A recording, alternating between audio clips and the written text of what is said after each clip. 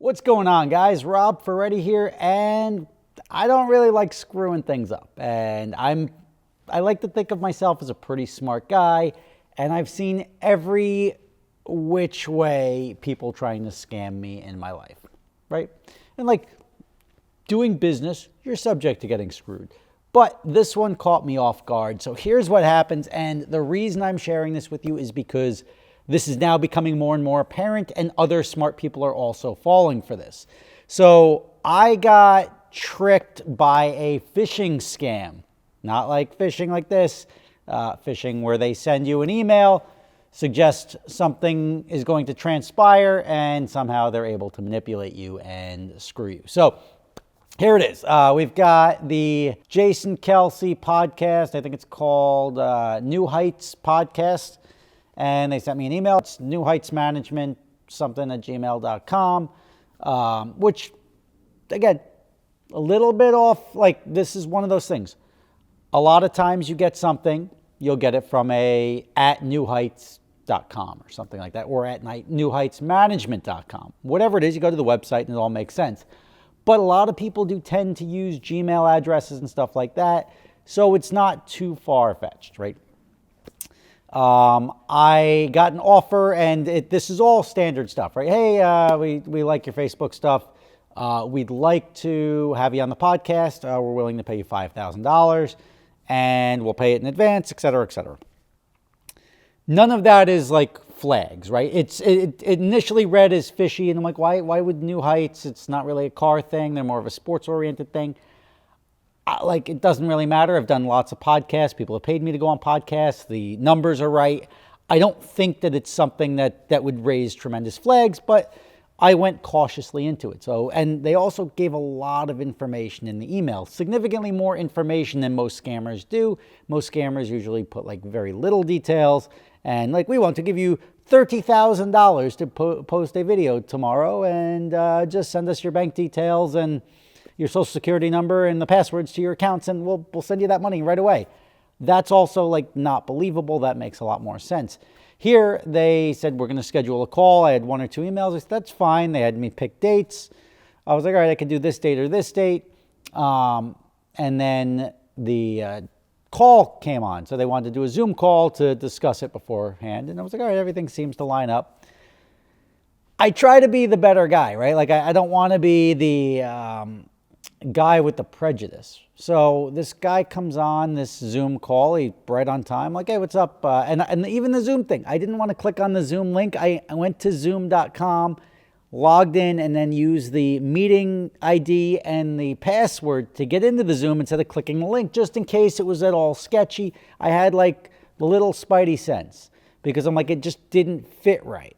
But then you look at the New Heights podcast, everything's sponsored by Experian or something like that. Like, all right, maybe they just pay everybody $5 or $10 grand just to come on the podcast because they need content. They're doing it multiple times a week. Everything's sort of lined up. And like, if somebody invites me on a podcast, I'm not making it my life's mission over $5 grand to do all this research into it, but I will cautiously step into it because I've done stuff that I didn't think was going to be legit, and it's been incredibly legit, and has been some really good decisions.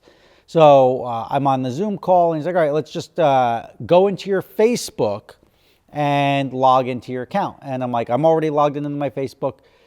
And I'm like, all right, cool. What do you need me to do? He's like, just make sure you have live events enabled. It's like, all right, well, I should. Like, it's a commercial Facebook. It's got, and this is not my personal Facebook, but this is my Super Speeders Facebook page. And the Super Speeders Facebook page has like 930,000 followers. It's very active. Multiple posts a day, and it's a good machine. But now that's compromised, and here's how it got compromised, because the guy had me log in. I was like, well, it doesn't look like live events is up there. It's like, oh, okay, well, just if you don't mind, screen share. Now, when I say I try to be the better person, guy's screen wouldn't work. Kept giving it. He had the New Heights podcast logo, and then went to a black screen. He's like, something's wrong with my camera. And he sounded Middle Eastern or Indian or something like that. So I was like that's off. Like, that feels fraudulent, because that's where a lot of these scams come from. But like, I want to be the better person. I want to assume maybe the New Heights podcast hired an Indian guy to to do this. So I'm going to cautiously go through this. I'm not going to give them any information. I'm not going to do anything. I'm going to make sure they pay me prior to anything happening. So we go in, he just wants to like, oh yeah, can you share the screen? I'm like, yeah, no problem. No problem. And I didn't share my whole screen. I just shared that one tab. And we're in the tab and he looks and he's like, yeah, you just have to enable that access. You don't have to do it. So you're going to give yourself control. So you're not going to send anything to me. You're going to give yourself control of this. I was like, that's fine. So through my Meta Business Suite, the back end of Facebook for commercial applications, I entered my own email and I sent myself a link. It went to my email. I looked at the email. It was from Facebook. It wasn't like they ninja'd and snuck it in there. I didn't know what email address I was going to use. So I got the link from Facebook and I went to click it and it prompts you to log in again. And he's like, oh, you don't even have to do that. You've already got it open on the other screen. Just copy, right click on the thing, copy the address and then paste it in the address bar in the screen that's already open. No problem. Boom. There you go. I appear. Now I'm an authorized user. I give myself full account access. And then he has me change one setting. He's like right above it. Just change the allow API access so we can share the live event with you and blah, blah, blah, blah. So and I was like, all right, no problem. He's like, all right, it may take an hour or two to populate. Let's do another call in 3 hours.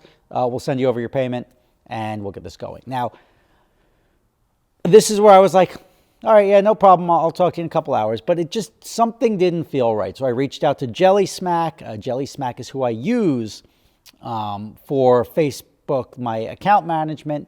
And it turns out that she's like, look, I don't know. It doesn't sound right. But we know somebody who had their page like jacked the other day.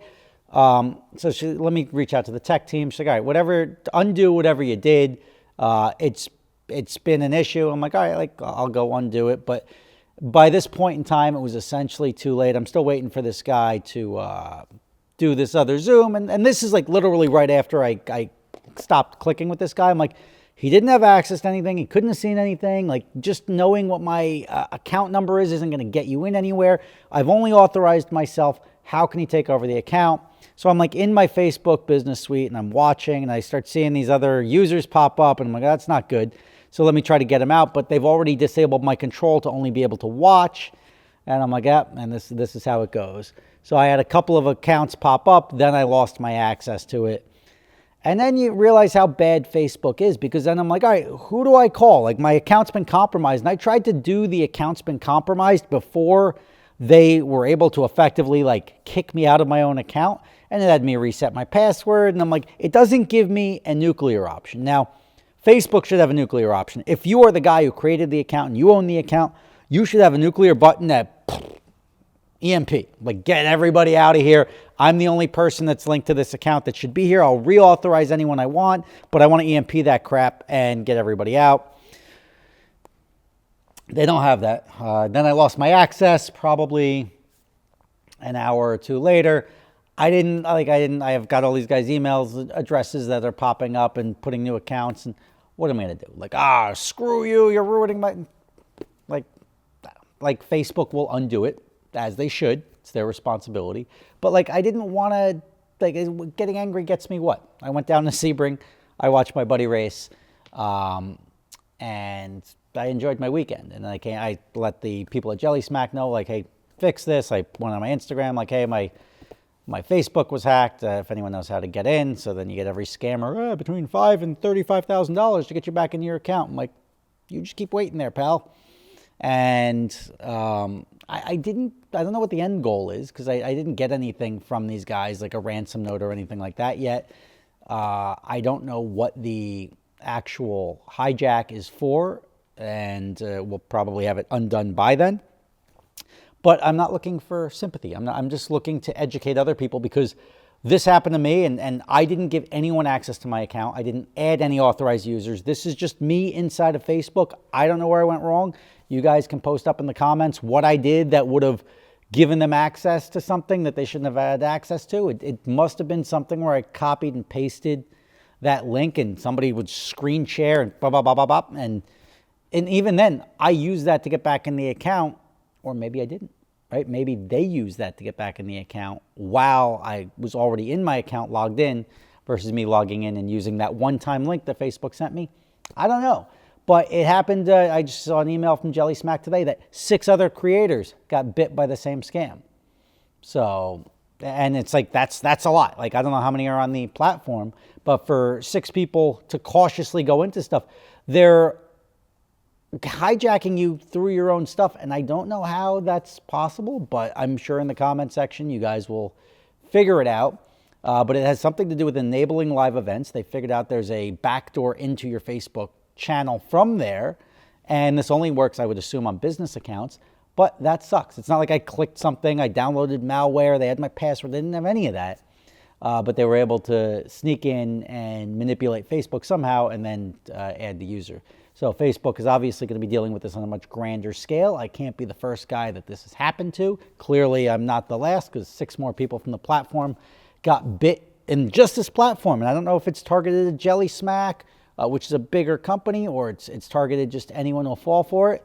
But this is more of a PSA to watch out. If you see anything having to do with enabling live events or anything like that, don't do it. And even then, like, even if they paid me the $5,000, it would have made me continue to do the same thing. For those of you waiting on the edge of your seat, no, we didn't. I got on the Zoom call at 6 o'clock. He wasn't there. So no surprise. That's when you realize, I don't understand it, but that's when you realize that you got bit. And hopefully this video will help other people not compromise their accounts. I don't understand why people do this. I don't. It's just internet accounts, but still. Grr.